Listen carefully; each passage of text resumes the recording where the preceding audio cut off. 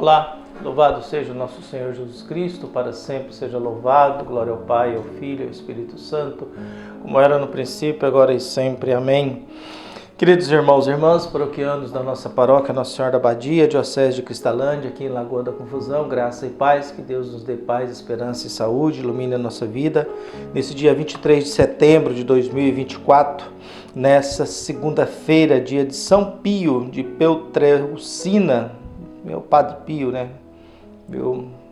Aqui nos diz, Francesco Forgione nasceu em Peutreucina, na Itália, em 1887 e morreu no dia 23 de setembro de 1968. Ao ingressar no noviciado na Ordem dos Frades Menores Capuchinhos, recebeu o nome de Frei Pio. Seus frequentes problemas de saúde e as orações diante do crucifixo fizeram crescer nele a missão de acolher o sofrimento do povo, sobretudo ao receber em suas mãos os sinais das chagas do crucificado. Padre Pio também motivou e acompanhou a construção de um grande hospital chamado Casa Alívio de Sofrimento. Como eminente diretor espiritual, entregou-se ao ministério da confissão para avaliar o sofrimento do coração de seus fiéis. Foi canonizado por São João Paulo II em 2002, como São Pio de Peutreucina.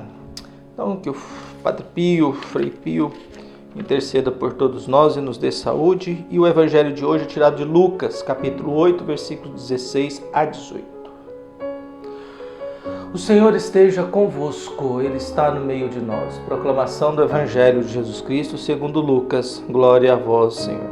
Naquele tempo, disse Jesus à multidão: ninguém acende uma lâmpada para cobri-la com uma vasilha e colocá-la debaixo da cama. Ao contrário, coloca no candeeiro, a fim de que todos os que entram vejam a luz. Com efeito, tudo que está escondido deverá tornar-se manifesto, e tudo que está em segredo deverá tornar-se conhecido e claramente manifesto. Portanto, prestai atenção à maneira como vós ouvis, pois a quem tem muita coisa será dado mais ainda. Aquele que não tem será tirado até mesmo o que ele pensa ter. Palavra da salvação. Glória a vós, Senhor.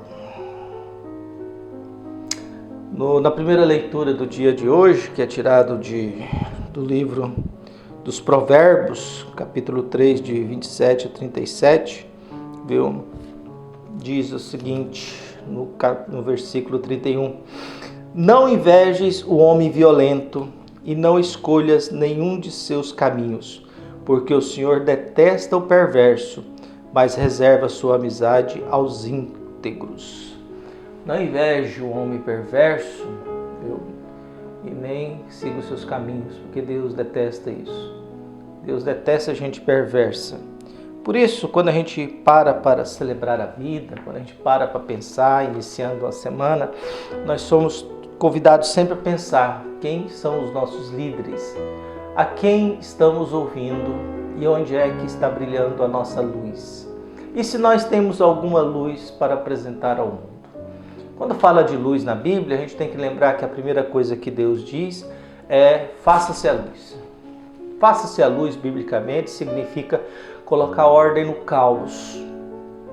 E ao colocar ordem no caos, nós colocamos ordem no caos a partir do momento que nós temos luz, a partir do momento que nós somos iluminados, a partir do momento que a nossa consciência desperta, que os nossos olhos se abrem, que a nossa inteligência se abre para compreender a comunhão e a presença da divindade no mundo cotidiano em que nós vivemos. Para isso, o Evangelho vai dizer, ninguém acende uma lâmpada para escondê-la. Todo mundo acende uma lâmpada para colocar em algo para que todos possam ver, para que tudo seja iluminado. Por isso, os dons que cada um recebe, a disposição, o tempo, as virtudes que cada um recebe, é sempre um convite importante, necessário, para que a gente compreenda isso, que nós, pelo batismo, no ritual do batismo, ao momento que o padrinho pega a vela, acende no círio pascal, fica ao lado do seu afilhado, simbolizando que a função do padrinho e madrinha é ser luz na fé dessa criança, é iluminar a fé dela, é iluminar o caminho religioso dela.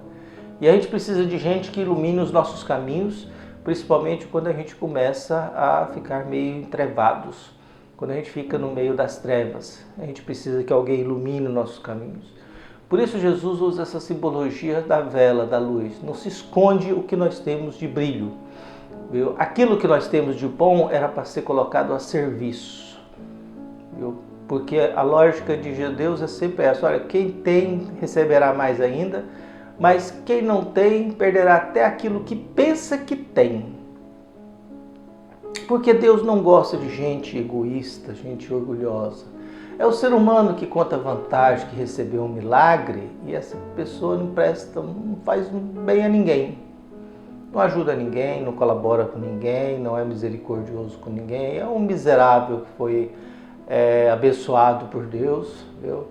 Mas que não aprendeu a lógica da doação, não aprendeu a lógica do serviço, não aprendeu a lógica do fazer o bem ao próximo. E vive na ganância de ter, na ganância do poder, na ganância do prazer, viu? E tudo isso apodrece, tudo isso apodrece. O que vai valendo mesmo a pena é a gente saber que a vida só tem sentido na medida que eu presto serviço, na medida que eu vou fazendo bem, na medida que eu vou abrindo o meu coração para acolher, perdoar, servir, trabalhar. A gente cuida dessa paróquia com o máximo carinho possível. Às vezes somos julgados, condenados, às vezes somos acusados e tantas outras coisas mais. A maioria das vezes é porque geralmente quem fala não é de igreja e não tem conhecimento, e não está nem nas missas, porque a gente tenta ser o mais transparente possível, tá?